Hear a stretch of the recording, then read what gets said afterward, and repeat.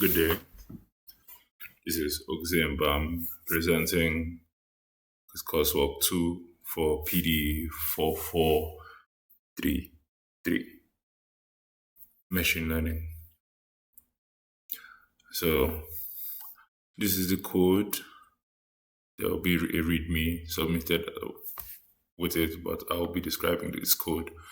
This code basically is going to is generating a grid size currently is 100 by 100 and running a small pathfinding script inside and giving results in machine learning, which has already been done here, so will not be done in this video, but I'll be explaining the code right now.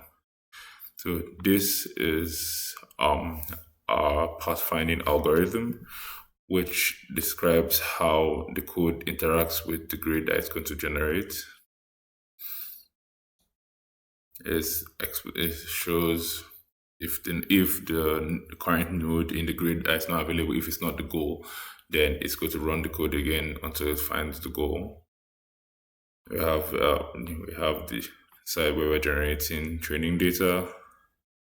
We also generate obstacles in the code so that it cannot use particular nodes in the grid. We have the start of the grid and the goal of the grid are not consistent. They are random, so the goal and the movement from the goal from the start to the goal can vary sometimes. Here's where we call the locate path that we described earlier. We encode the grid states and the optimal move. This is where we're now describing the options, the move options, to see which is the best towards achieving the goal. We have the encode grid, and we have the move script.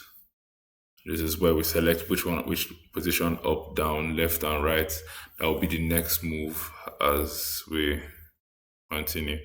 There's also a no move option. This is what is called when the goal is achieved.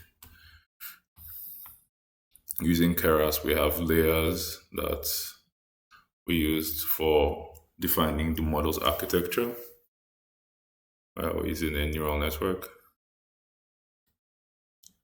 We have the values of the model. We have the X and Y training data. We have 1,000 samples that we generated for the grid. We have the history that remembers the data of the most recent movement, and using that it is accompanied by the next move towards the goal. Here we have the execution, and this is where the data will be stored in an Excel sheet. It will be attached in the submission. This code will not be run now. It was run a few minutes ago. That's the output down. That's the output down there. It's in the Excel file currently now. Thank you for listening.